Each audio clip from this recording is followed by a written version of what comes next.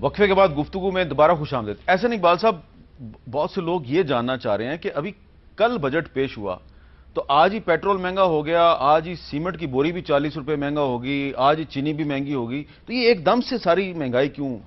دیکھیں, اس میں ایک وجہ تو یہ ہے کہ جو پیٹرول کی قیمت ہے یہ تو حکومت طے نہیں کرتی. اب اس کا اوگرا کے تحت جو انٹرنیشنل پرائسز کی فلکچویشن ہوتی ہے اس کے مطابق اتار چڑھاؤ ہوتا رہتا ہے. لیکن جو دوسری چیزوں میں ہے, ہمارے ہاں بدقسمتی سے ایک یہ رجحان ہے کہ لوگ فوری طور پہ منافع خوری کے اندر آ کے یا ایک ناجائز فائدہ اٹھاتے ہیں. اب یہ فرض ہے صوبائی حکومتوں کا کہ وہ اس بات پہ نظر رکھیں. اب یہ جو سیمنٹ مہنگا ہوا ہے یہ صوبائی حکومتوں کا کام ہے نظر رکھیں. لیکن جہاں پہ کوئی منافع خوری کر رہا ہے, اور مرکزی حکومت کا بھی یہ فرض ہے کہ ہم اس بات کو دیکھیں کہ کوئی کارٹلائزیشن نہ ہو, اور جس حد تک جی ایس ٹی میں اضافہ کیا گیا ہے اس حد تک اضافہ ہو, اور اگر کوئی مڈل مین اس کا ناجائز فائدہ اٹھا رہا ہے اس کے خلاف کارروائی ہونی چاہیے, اور حکومت کو اس پر نظر رکھنی پڑے گی. اور یہی وہ چیز ہے جو اسحاق ڈار صاحب نے بھی کہا ہے کہ ہم مسلسل اس بات کو مانیٹر کریں گے کہ کوئی منافع خور ایلیمنٹس جو ہیں اس چیز کا فائدہ اٹھا کے لوگوں پر زیادہ بوجھ نہ ڈالیں. عارف الوی صاحب, اب یہ جو سیمنٹ مہنگا ہو رہا ہے, چینی مہنگی ہو رہی ہے اور دوسری چیزیں مہنگی ہو رہی ہے, جی ایس ٹی تو صرف 1% بڑھا ہے, لیکن اب سیمنٹ کی بوری اگر 40 روپے مہنگی کی ہے, اس کا مطلب یہ ہے کہ وہ جو سیمنٹ بیچنے والے ہیں وہ کچھ زیادتی کر رہے ہیں. تو اس کو دیکھنا تو صوبائی حکومتوں کا کام ہے. ڈیفینیٹلی صوبائی حکومتوں کا کام ہے, اور یہ سارے منافع خور usually get away with it. میں سمجھتا ہوں کہ صوبائی حکومتوں کو کرنا پڑے گا. میں ذرا سا ایک کنٹرڈکشن, جیسے میں نے آپ سے کہا کہ یہ غریب پرور بجٹ نہیں ہے, اور یقیناً میں اس کو غریب پرور مان لیتا اگر یہ ایلیٹ کے اوپر بھی ٹیکس کرتے. مثال کے طور پر میں کچھ کنٹرڈکشنز آپ کو دکھانا چاہتا ہوں کہ کارپوریٹ انکم ٹیکس جو ہے وہ 1% کم کیا گیا. میں مانتا ہوں کہ کارپوریٹ انکم ٹیکس زیادہ تھا, 1% کم کیا گیا. At the same time G S T 1% بڑھا دیا گیا. اچھا, تو میں یہ کہہ رہا ہوں کہ کہیں آپ ہائر سیکٹر میں کم کر رہے ہیں, ادھر بڑھا رہے ہیں. کارپوریٹ انکم ٹیکس جو تھا, جو ہائر اینڈ پر ہے, میں مانتا ہوں اس کو اگر آپ 1 سال ڈیفر بھی کر دیتے تو یہ کنٹرڈکشن اس معنی کر کے نظر نہیں آتا. 1% فرق سے کارپوریشنز کی انکارپوریشنز کو ایسی فرق پڑے گا. آپ بار بار کہہ رہے ہیں کہ جو امیر طبقہ ہے اس پہ بوجھ نہیں ڈالا گیا, لیکن جس کی انکم 70 لاکھ سالانہ ہے اس پہ تو ٹیکس بہت زیادہ بڑھا دیا ہے. وہ تو میں سمجھتا ہوں کہ ٹیکس تو سلیب کے ساتھ, اور ان لوگوں کی تعداد بھی بہت کم ہے پاکستان میں. اچھا, ظاہر ہے, مگر یہ کہ ایک تو براڈر انکم, اس میں سوال یہ پیدا ہوتا ہے کہ اگر کوئی شخص ایمانداری سے اپنی انکم ڈکلیئر کرتا ہے اور انکم ٹیکس گوشواروں میں اپنی جو انکم ہے وہ ایمانداری سے دکھا دیتا ہے, تو اس پر تو ٹیکس کا بوجھ بڑھ گیا. جس نے چھپائی وہ بچ گیا. اسی وجہ سے میں کہتا ہوں کہ ایک تو براڈر بیس ہو اور چھپانے کا موقع نہ ملے. براڈر بیس ہو تو پھر یہ بات ہوگی کہ ریالٹی کے قریب آئے گا, نہ کہ یہ کہ جس نے انکم زیادہ دکھائی اس کو آپ. تو اب آپ یہ جو تجویز دے رہے ہیں کہ اس کا بیس براڈ کریں. بیس براڈ کریں. اچھا, اور میں یہ کہہ رہا ہوں کہ دیکھو ایک اور میں کنٹرڈکشن آپ کو بتا رہا ہوں. ہاؤسنگ کے اندر 3 مرلہ اسکیم اچھی تھی, بتائی انہوں نے, وہ غریب کے لیے. اچھا, اس کے ساتھ ساتھ انہوں نے یہ کہا کہ جی 15 لاکھ سے 50 لاکھ تک کے جو گھر بنائیں گے اس کے اوپر جو 8% جو لون بینک سے لیا جائے گا, وہ لون کا 8% سے زیادہ جو ہوگا وہ حکومت برداشت کرے گی. اب یہ بتائیں 15 سے 50 لاکھ کا جو لون ہے وہ کون لے گا؟ ہے نا, وہ غریب آدمی کا تو نہیں ہے. تو میں کہہ رہا ہوں کہ یہی پیسہ 3 مرلہ اسکیم میں ڈالتے, ہے نا, تو پھر یہ احساس ہوتا کہ نہیں جی یہ مراعات یافتہ طبقے کے علاوہ this government is worrying about the پور مین. جی حسن صاحب, یہ بڑا ویلڈ پوائنٹ ہے. ان کی بات جیسے انہوں نے خود کہا کہ ہم نے 3 مرلہ کے سیگمنٹ کو بھی کیٹر کیا ہے, جو غریب طبقے ہیں ان کے لیے بھی کیا ہے, اور جو اس کے بعد مڈل کلاس ہے اس کا بھی ہاؤسنگ کا ایک بڑا سیریس پرابلم ہے, اور لوور مڈل کلاس میں جو سفید پوش لوگ ہیں ان کے لیے بھی کیا. اور یہ اس لیے کیا ہے کہ ہم چاہتے ہیں کہ ہاؤسنگ سیکٹر کو اور کنسٹرکشن انڈسٹری کو اکنامک ریوائول کا ذریعہ بنائیں. جو پوری دنیا کے اندر ایک مروجہ اصول اور قانون ہے کہ اکنامک ریوائول میں کنسٹرکشن انڈسٹری ایک بہت اہم کردار ادا کرتی ہے. جب آپ کنسٹرکشن شروع کرتے ہیں اس میں سیمنٹ لگتا ہے, اس میں سریا لگتا ہے, اس میں الیکٹریکل گوڈز آتی ہیں, اس میں پلمبنگ کی چیزیں آتی ہیں, اس میں مزدور آتے ہیں, تو ایک ریوائول ہوتا ہے. تو لہٰذا ہم کنسٹرکشن انڈسٹری کو ایک اکنامک ریوائول میں استعمال کرنا چاہتے ہیں. دوسری بات انہوں نے جو غریبوں کے حوالے سے کی, میں سمجھتا ہوں کہ شاید میں ان کو بتانا چاہتا ہوں کہ جو انکم سپورٹ پروگرام ہے ہم نے اس کی بھی بیس کو اضافہ کیا ہے. 40 ارب سے تقریباً 70 ارب تک اس کو لے کر گئے, جو خطیر رقم اس میں اضافہ ہے, اور 1000 سے 1200 ارب روپے. پیپلز پارٹی والوں نے کل اعتراض کیا کہ یہ بے نظیر انکم سپورٹ پروگرام تھا, آپ نے بے نظیر بھٹو کا نام ہٹا دیا. اس کو ہم نے اصلی حالت میں لے آئے ہیں جب اسحاق ڈار صاحب وزیر خزانہ بنے 2008 میں, تو اس کو ایک نیشنل انکم سپورٹ پروگرام کے طور پہ شروع کیا گیا تھا. یہ اسحاق ڈار صاحب نے اس پروگرام کو شروع کیا تھا. بعد میں پیپلز پارٹی نے اس کو پولیٹیسائز کر دیا, اور میں سمجھتا ہوں کہ اس پروگرام سے جب رقم تقسیم ہوتی ہے تو کوئی تخصیص نہیں ہوتی کہ کس کے کیا سیاسی نظریات ہیں. اس کا کیریکٹر ایک قومی رہنا چاہیے تاکہ کسی کو بھی, چاہے وہ کسی بھی سیاسی نظریات کا حامل ہو, یہ محسوس نہ ہو کہ وہ کسی کا پولیٹیکل بینیفیشری ہے یا نہیں ہے. یہ قومی پروگرام ہے, ہم اس کو اسی قومی ساخت کے اندر رکھنا چاہتے ہیں. اچھا, آپ مسلم لیگ نون کے ساتھ ایک چیز برانڈ ہو گئی ہے, bullet train metro bus service.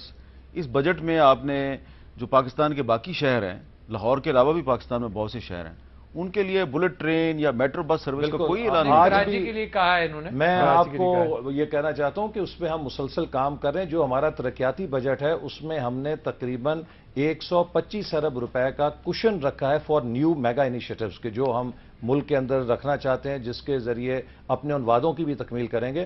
آج بھی چائنا کی ایک بہت بڑی کمپنی وزیر اعظم صاحب کے پاس آئی ہوئی تھی, اور انہوں نے انہیں کہا کہ آپ کراچی کے اندر انڈر گراؤنڈ یا میٹرو بس منصوبے کی فیزیبلٹی بنائیں.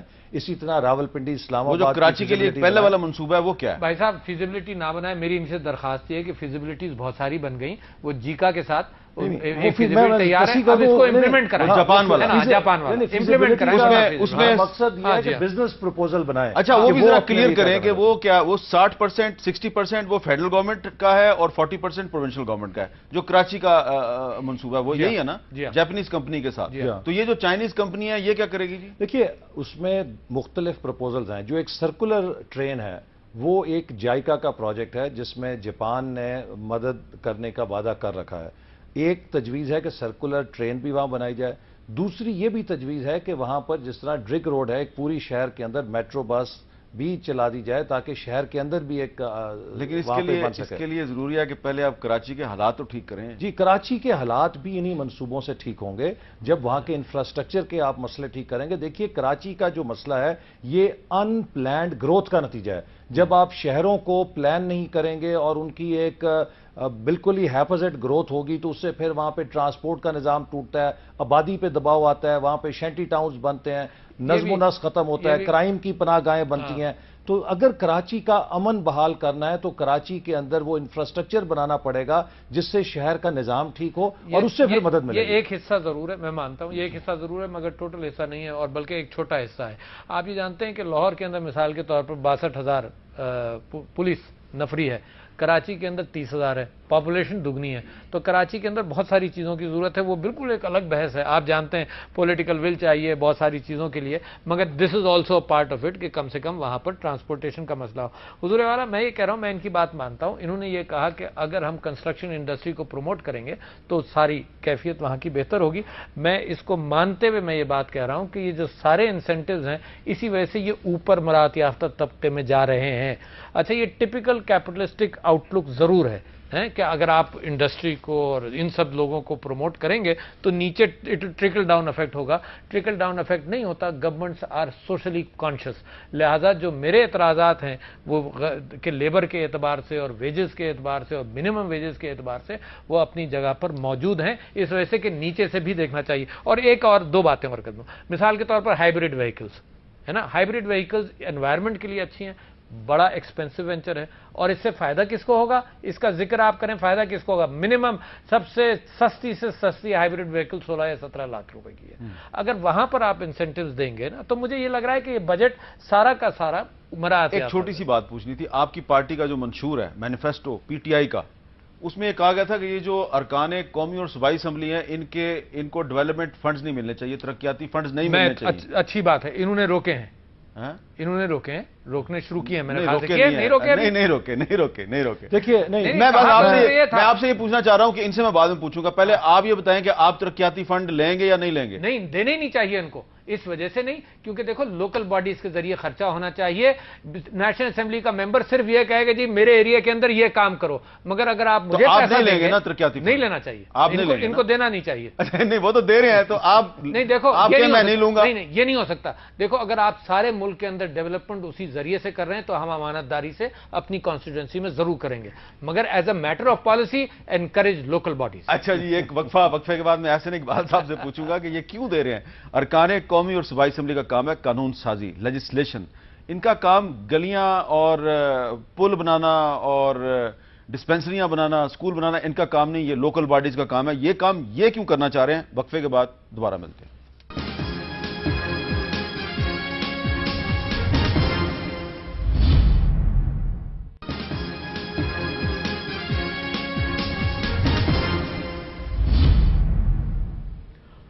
وقفے سے پہلے ہم عارف علوی صاحب سے پوچھ رہے تھے کہ ایم این اے اور ایم پی ایز کے جو ترقیاتی فنڈز ہیں، پاکستان تحریک انصاف ان فنڈز کو ختم کرنے کا وعدہ کرتی رہی ہے، تو اب یہ ایم این اے بن چکے ہیں اور حکومت جو ہے اس نے یہ فنڈز ابھی بند نہیں کیے، تو یہ فنڈ لیں گے یا نہیں لیں گے؟ اور اس بحث کے دوران ہی ہم نے وقفہ لے لیا تھا. احسن اقبال صاحب، آپ نے یہ فنڈ کیوں نہیں بند کیا؟ دیکھیے، پہلی بات تو میں بتاؤں کہ 27 ارب روپے جو ثوابدیدی گرانٹس تھیں وزیر اعظم کے پاس، وہ انہوں نے سرنڈر کر دی ہیں.